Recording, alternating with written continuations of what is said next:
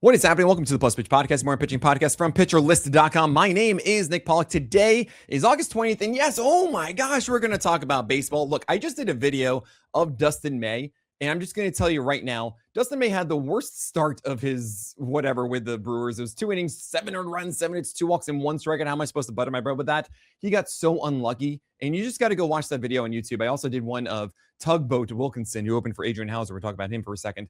But Dustin May, do not drop him. Do not rage drop him. Do not be foolish about this. He gets the Mets next, and he should be totally fine. The Mariners got so lucky with a ton of weak contact that landed for hits, and it was just not his day. Cade Cavalli, 6 innings, 0 runs, 3 hits, 1 walk, and 11 strikeouts. Yeah, I mean, I'm tempted to like push him into ace is going to ace potential now because it is just insane how well he is pitching. We have back-to-back double-digit strikeout games. We don't have a blow-up from him since, I guess, the 5th of July, and that was right after his breakout start on the 30th against the Red Sox, and he was going through the emotions of, yelling bad things at Contreras. So Cade Cavalli, he is dope and makes us feel dope. Adrian Hauser, I was a little worried because he was going against the Guardians, and he doesn't have the best left-handed approach, but still continued. 5 innings, 0 runs, 4 hits, 2 walks, and 3 Ks. 96 to 97 on the four-seamer and 96 on the sinker. Here's the thing. He didn't really have anything else against lefties. But this is such a testament, I think, to the approach of following how a guy is pitching. And if it's something that you think, okay, he did something that is a little bit better than what he usually does, and it was successful. Does he do it a second time? Yes, he does. That carries on. That is the essence of a Vargas rule. That's kind of what Hauser is on right now. And he gets to host the Reds and the Diamondbacks for the next 2 starts in Oracle Park, maybe with the opener like Tugboat again. I am kind of down for that. You have Jose Urquidy also getting an opener in this one, but wow, 6 innings, 0 runs, 2 hits, 0 walks, and 8 strikeouts is amazing. 41% CSW. Oh my gosh. And if you remember Urquidy, he was very interesting, back in like 2022, I believe it was. When he went against maybe it was like 19, actually, my gosh, for the Astros in the World Series against the Nationals. I think that was it. Whoa. Anyway, Urquidy does something kind of cool where he has a really nice changeup and a sinker that earned a 45% called strike rate. The changeup was a 24% swing strike rate. The curveball kind of 27% swing strike rate's great, but 53% strikes and was a bit erratic. What I did like about this is they did have good sinker command, but it was down and away, not inside, while the changeup did well underneath righties and lefties. I think it's interesting. I am not going to chase it because he's at like 93. He still needs to do more with the sweeper, with the four-seam or splitter, I guess, and the curveball I don't really trust. So it was really the Cubs being so passive with Urquidy for these called strikes in the sinker and then following it up with the changeup. I think it was an unreal put-away rate, 73% per batter, which is crazy. You're not going to see that again from Urquidy. It's going to change things a lot. Also, of course, Koufax was very kind. 9 outs on 11 balls in play. Yeah, not going to last. Aaron Nola maybe is going to last. And really the main thing I want to talk about here, because he is my lead today, Heater Nola, if you are a Super Troopers fan, 7 innings, 1 earned run, 5 hits, 0 walks, and 8 strikeouts. 19 whiffs here, though, for Aaron Nola. And he had 8 strikeouts, but just a 47% per batter put-away rate, which is really good. And that means essentially that he's getting to 2 strikes a ton, 68%, but it's nothing out of that's bonkers for him. And it's just an approach that is working right now for him, which is really the curveball dominating. That's all I'm going to say. Like, that's it. I'm done. 73% strike rate, 27% swing strike rate, 40% CSW on it. Really good command down consistently. But the Marlins are the Marlins, and they went fishing to their name. He also goes to Seattle next, and that's a pretty good matchup. So I'm finally considering Aaron Nola again. Keep in mind the last 5 games, 2.51 ERA, 129 whip, 29% strikeout rate, 4 straight of double-digit whiffs. The curveball is going 40% plus CSW constantly. Yeah, this is maybe a better version of Nola finally again. And yeah, sinker command was good. You have Parker Messick looking fantastic. 6.2 innings and 1 earned run, 6 hits, 0 walks, and 10 Ks, 19 whiffs. It was against the Giants. And the four-seamer at 94-95 just cooked completely. 42% CSW there. The changeup wasn't even that good. He did have some decent sliders in there. Against the lefties, they were a little bit better than what we usually see at a 42% CSW, but only 58% strike rate. And he still has to get that down and away properly. It's surprising that the Giants even served him lefties as a lefty. You have Jackson Jobe against the Pirates. And by the way, maybe Messick does deserve an aces gonna ace. I don't know. I think he's just like the one of the better hotties out there. Jackson Jobe did have a productive start, 5.1 innings, 1 run, 4 hits, 3 walks, and 3 Ks, 6 whiffs. But the thing about Jackson Jobe is that he doesn't have much. It's just four seamers and sinkers trying to do everything. He has this slider at 90, which I think is really cool. But guess what? He's not really throwing it in like 2 strikeouts, not a single one to a lefty. Only 2 to righties and 2 strikeouts. That's it. So what are we doing? Are we just trying to go 4 seamers upstairs and ham-fisting that? Not one of those high 4 seamers to lefties worked. And I just I don't know. I'm bothered by Jackson Jobe and the fact that he can't get whiffs and doesn't trust the rest of his arsenal. He's just trying to do 4-seamer sinker and get through like that. And you can do more. Will he do more? I don't know. Clay Holmes, 5.1 innings, 1 run, 6 hits, 2 walks. He got the loss, but it's in 1 strikeout. It's a Wonka. Actually, it's a Dusty Donut, really, because it's 1 run. This is who Clay Holmes is, though. And it's unfortunate that he got the loss here. But Clay Holmes is a ground ball machine. 67% strikes with his sinker, and he went, get this, 10 for 14 outs in play on that sinker, 4 hits, right? That is what he's going to do in Chicago. They got him to go 5.1 innings of 1 run. Don't expect a ton of strikeouts. Don't expect the best whip. If you're looking for ERA and probably better wins potential in this one, yeah, you stick with Clay Holmes, the Adobe. But don't make us a house of a holly, okay? You have Taj Bradley doing Taj Bradley things where he's just centered on the glove down the middle of the plate for his fastball. So there that is. His splitter can be in the zone, and it was generally down and away to lefties. Then you have cutters trying to go at the top of the zone to lefties and then down and away to righties. It's still very erratic, but 5 innings, 1 run, 2 hits, 3 walks, 7 Ks. We take that all day. No decision, though. He didn't get a win, unfortunately, as the pen messed it up last inning, and they got the win later on in the game. But Taj Bradley, I think you keep going with this. It was a little bit of a rough patch for about 3 starts. And I think we are past that now-ish. We'll see. You just got to keep going with it. He's a hipster.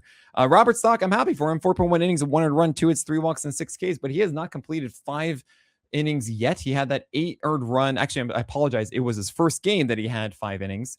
And then he went 3 of 8 earned runs, 4.1, 4.1, right? Now, 2 earned runs total in the 3 other games than the blow-up for Robert Stock.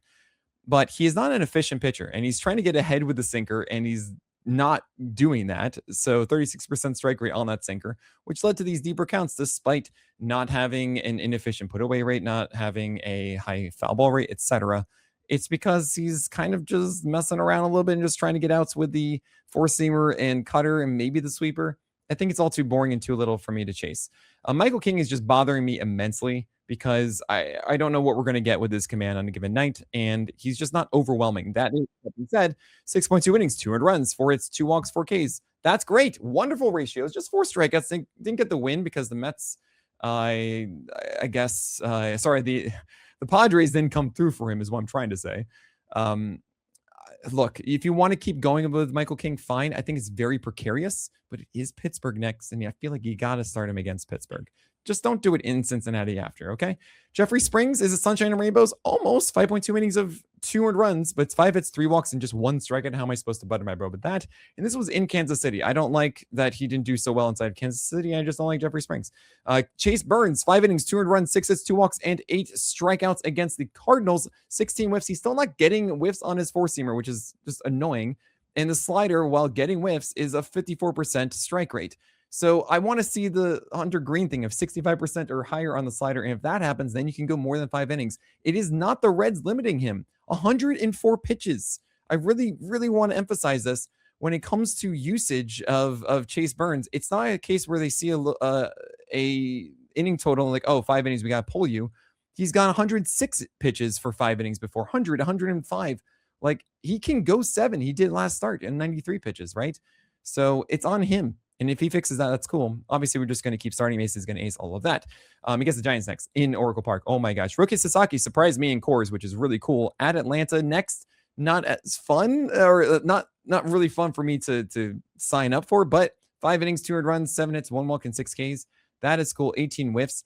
The 4-seamer was just like down the middle of the plate, and all the hits he allowed were deserved. I mean, they were just not good pitches. And that's really the story of Roki Sasaki. He is not the best command guy. He's not the most consistent guy, but he did get a ton of whiffs on his splitter. Oh my gosh. He dominated with this thing. And it, I got to keep rolling with him, right? It was a 67% strike rate on that splitter. It was also, by the way, I should mention with the slider, 31% swing strike rate, 8 over 26 whiffs on the slider. Was it well located? I don't really think so, but that's fine, I guess. It's I just don't know what I'm going to get from him. Oldham was fishing really against lefties underneath the plate, those sliders to those left-handers. I guess he could do that again against Atlanta, but he's just a hipster to me. And it really, really bothers me, but I guess, yeah, fine. I'm going to lean bottom of probable start for Roki Sasaki. Okay. You have maybe it's a cherry bomb then. Kumar Rocker did something very interesting where he went sinkers up and away to right-handers and then sliders way down underneath, which is kind of interesting. I want that up and in, and then maybe something else in sinkers to lefties, but it was decent. 5 innings, 2 runs, 6 hits, 1 walk, and 3 strikeouts. He gets at Chicago White Sox next and then hosts the Athletics, which isn't bad, but this was the Nationals. At least we're up to 17 inches of horizontal again. I think we just kind of keep going with it. He is getting in the same general area that he wants to.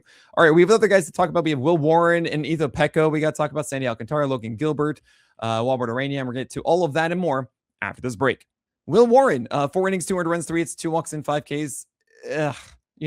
It's just not enough from the secondaries, as you know. I mean, I will say, actually, I will correct that. The sweeper generally was away and it was featured 26% of the time, while the sinker was pulled back to 17%. He did go 14 or 15% more secondary in this one over fastballs, right?